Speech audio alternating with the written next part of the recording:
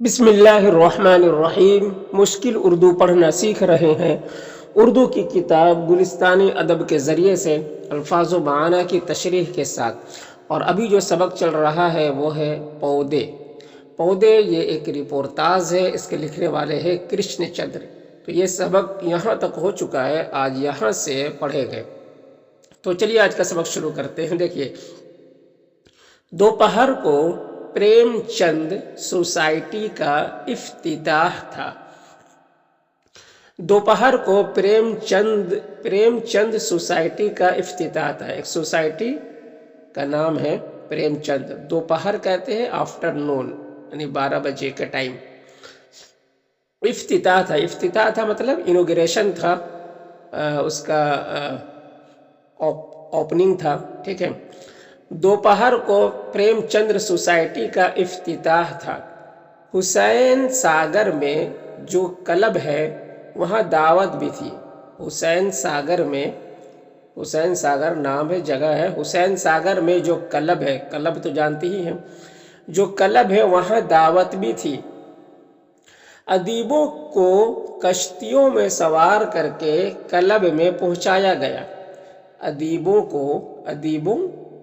ادیب کی جمع ہے، ادیبوں کو کشتیوں میں، کشتیاں ناؤ کو کہتے ہیں، میں سوار کر کے کلب میں پہنچایا گیا۔ در حالے کے ایک راستہ خشکی سے بھی جاتا تھا۔ در حالے کے یعنی اس کی ایک صورتحال یہ ہے کہ ایک راستہ خشکی سے بھی جاتا تھا۔ در حالے کے، حالانکہ یعنی در حالے کے ایک لفظ، حالانکہ ایک راستہ خشکی سے بھی جاتا تھا۔ خشکی یعنی اس زمین سے، تو کشتیوں سے یہ لوگ جا رہے تھے، اور روڈ سے بھی، زمین سے بھی ایک راستہ تھا۔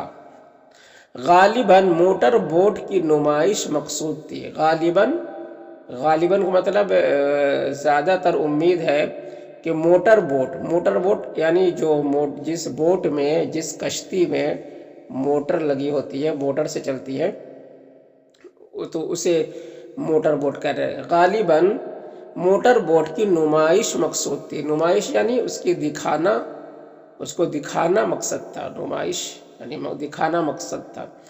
کلب کی عمارت جھیل میں تعمیر کی گئی ہے۔ کلب کی عمارت جھیل میں تعمیر کی گئی۔ جھیل کہتے ہیں تالاب کو۔ کلب کی عمارت جھیل میں تعمیر کی گئی ہے۔ کوئی 50 کے قریب ملازم ہوں گے۔ ملازم یعنی نوکر چاکر 50 تقریباً ہوں گے۔ 8 کورس کا کھانا، یہ بہت ہی اسٹینڈرڈ کھانا ہوتا ہے، یعنی 8 طرح کا کھانا ہوتا ہے، 8 آئٹم کا، جو وقتاً فوقتاً یعنی تھوڑی دیر کے بعد ایک کھانا پیش کیا جاتا ہے۔ پہلے اسٹارٹر، پھر بیچ میں، پھر کوئی کھانا، پھر ہضم کرنے والا کھانا، تو طرح طرح کے 8 طرح کے کھانے ہوتے ہیں، اس کو بولا گیا ہے 8 کورس کا کھانا۔ اس دعوت پر اتنا صرف کیا گیا تھا، صرف یعنی خرچ کیا گیا تھا کہ غالباً پریم چند کو اپنی زندگی غالباً یعنی امید ہے کہ پریم چندر کو اپنی زندگی میں اتنی رائلٹی نہ ملی ہوگی۔ رائلٹی کہتے ہیں جو کتابیں لکھتے ہیں مصنف، تو بیچنے کے لیے جو بک اسٹور میں دیتے ہیں، تو بک اسٹور میں ہر کتاب کے سیل ہونے پر کچھ پیسے، کچھ فیصد جو ڈیسائیڈ ہوتا ہے، طے ہوتا ہے کہ اتنا پرسنٹیج ہم ہر کتاب کے سیل پر اتنا دیں گے، تو اس کو کہتے ہیں رائلٹی۔ اتنی رائلٹی، اردو میں بولتے ہیں رائلٹی نہ ملی ہوگی۔ یورپ میں جب ادیب زندہ ہوتا ہے تو اس کی قدر ہوتی ہے۔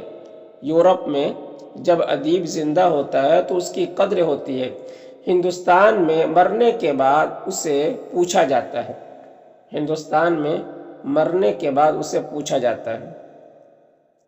آج کل ایسا ہی ہوتا ہے، لوگ زندہ ہوتے ہیں تو اس کی کوئی اہمیت نہیں ہوتی ہے، مر جائیں گے تو خوب اس کو یاد کرے گا، فلاں شخص ایسا تھا، اچھا تھا، ویسا تھا، اس کی خوب تعریف کریں گے، مرنے کے بعد اس کی قدر لوگوں کو سمجھ میں آتی ہے کہ وہ کتنا اچھا انسان تھا، ہے نا؟ جب پاس رہتا تو اس کی کوئی ویلیو نہیں ہوتی، وہی بات کہہ رہے ہیں۔ چنانچہ آج پریم چندر سوسائٹی کا افتتاح تھا، چنانچہ آج پریم چند سوسائٹی کا افتتاح تھا۔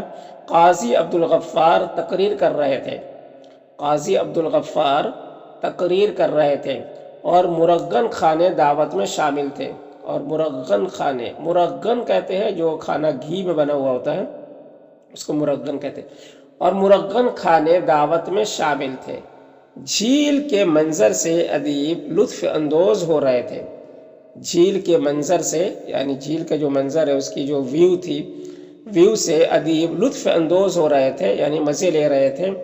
قاضی عبدالغفار کی شخصیت پر متانت کا ایک دبیز پردہ پڑا ہوا ہے، قاضی عبدالغفار کی شخصیت پر متانت، متانت یعنی سنجیدہ پن، متانت یعنی سنجیدہ پن، خاموشی پن، متانت کا ایک دبیز پردہ، دبیز پردہ کہتے ہیں یعنی موٹا پردہ، ٹھیک ہے؟ تو یہ کہنے کا مطلب ہے کہ وہ بہت ہی زیادہ سنجیدہ مزاج کے تھے۔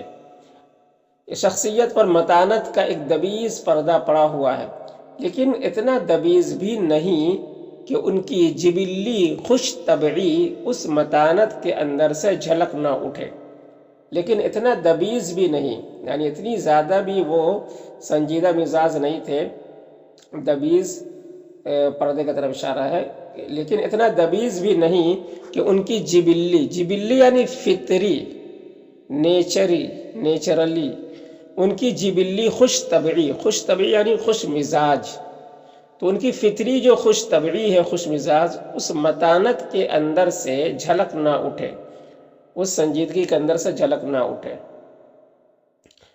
متانت ہے لیکن بوجھل نہیں، متانت ہے لیکن بوجھل نہیں، یعنی خاموش مزاج ہے لیکن کسی پہ بوجھ محسوس نہیں ہوتے، اتنا بھی خاموش مزاج نہیں ہے کہ لوگ ان سے بوجھ ہونے لگے، یعنی کچھ بول ہی نہیں رہے، بات ہی نہیں کر رہے تو لوگ تھوڑا بوجھل محسوس کرنے لگتے ہیں، تو وہ بات کر رہے ہیں۔ متانت ہے لیکن بوجھل نہیں ہے، خوش طبعی ہے لیکن کھل کر نہیں ہے، خوش طبعی ہے لیکن کھل کر نہیں ہے۔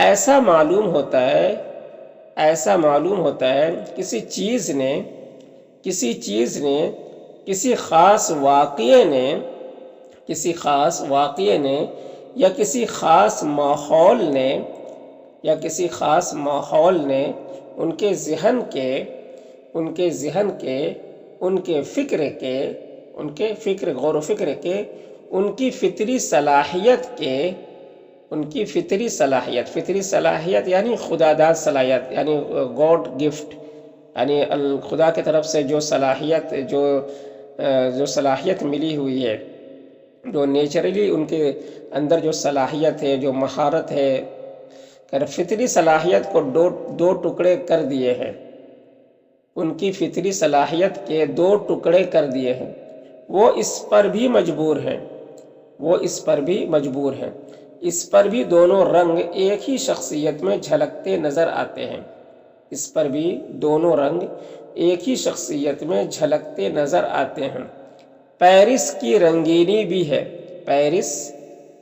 پیرس ایک کنٹری ہے، وہاں کی رنگینی ہے، بہت عیاشی ہے، تو وہ کہہ رہے ہیں پیرس کی رنگینی بھی ہے، عالمانہ زہد بھی ہے، عالمانہ زہد یعنی جس طریقے سے عالم لوگ، زہد مطلب دنیا سے کٹ کر زندگی گزارنا، تو عالمانہ زہد بھی ہے، شگفتہ انشا پردازی بھی ہے، شگفتہ انشا پردازی یعنی بہت اچھا لکھنا، بہت اچھا لکھتے بھی ہے، شگفتہ انشا پردازی بھی ہے، اور فکری ٹھہراؤ بھی ہے، اور فکری ٹھہراؤ بھی ہے، یعنی غور و فکر میں ٹھہراؤ بھی ہے، اور فکری ٹھہراؤ بھی ہے۔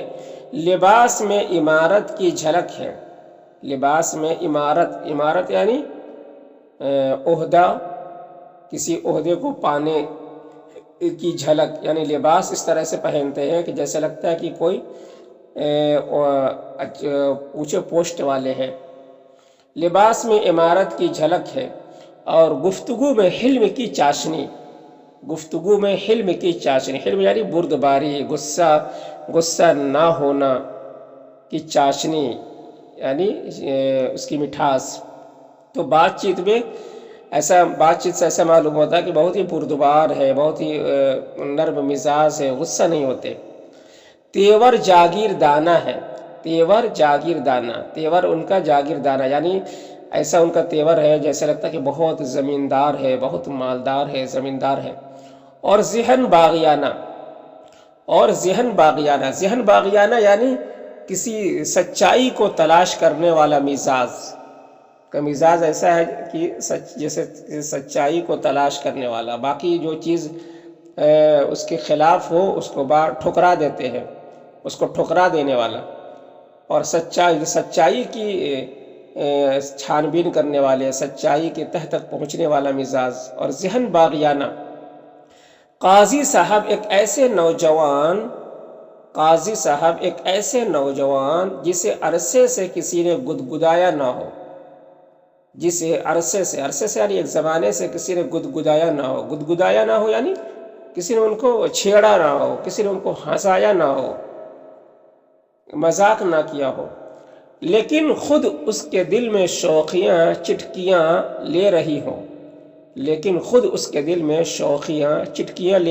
یعنی اس کے دل میں شوخیاں، انگڑائیاں،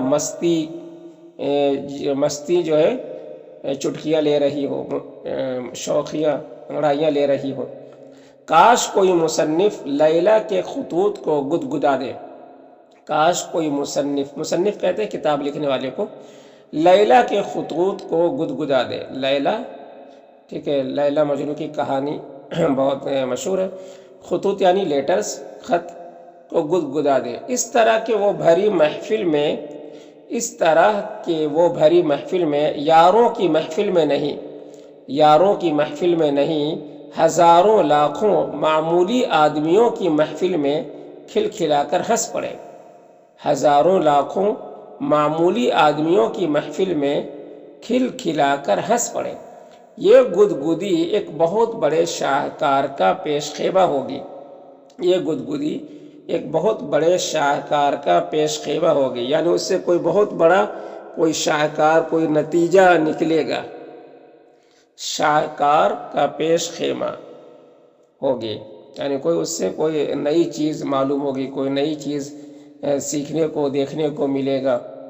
تو یہ بات کہی گئی ہے۔ تو یہ سبق مکمل ہو گیا ہے، اب اس کے الفاظ معنی اور سوال و جواب اگلی والی ویڈیو میں پڑھیں گے۔